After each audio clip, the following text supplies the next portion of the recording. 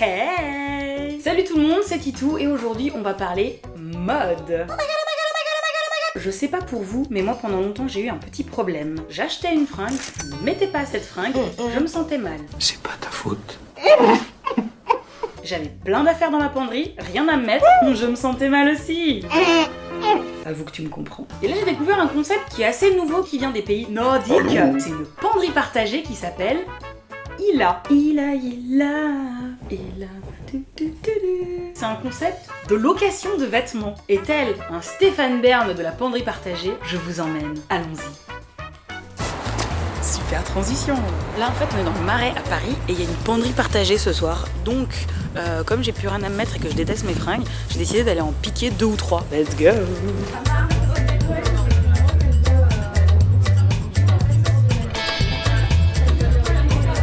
Au revoir.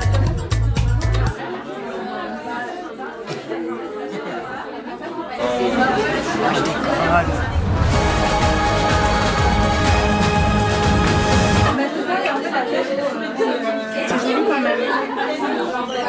Alors j'ai rencontré les deux créatrices de Ila qui sont en plein crowdfunding en ce moment parce qu'elles ont besoin de financer leur site web. Il y aura le catalogue avec toutes les fringues que tu pourras emprunter.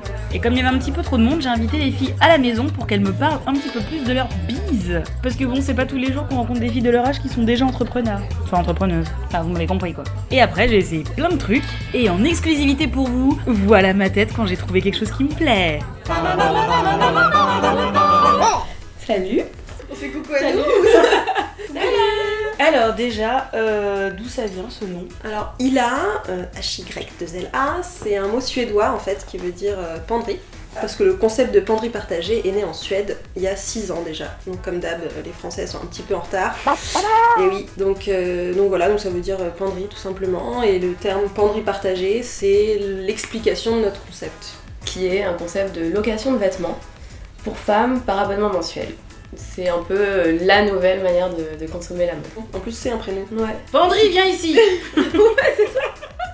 Et là, c'est comment de créer une entreprise comme ça quand on est étudiante et qu'on est jeune? Bah, c'est chouette.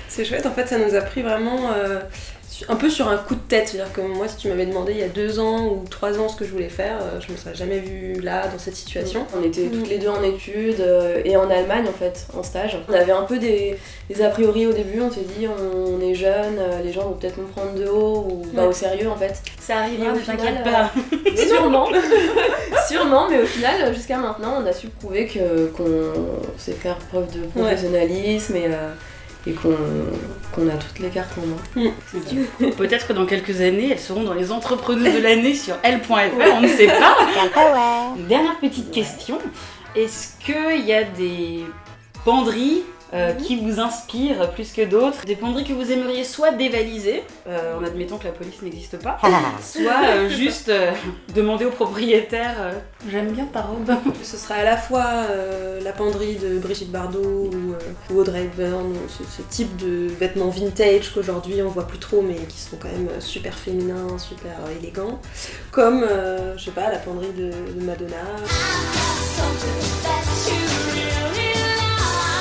On veut pouvoir élargir ça au grand public, à toutes les femmes. Donc même que tu sois petite, grande, avec des formes maigres. Nos vêtements correspondent à peu près à tout le monde et justement c'est l'objectif. Bah écoutez, moi je vous souhaite une grosse réussite.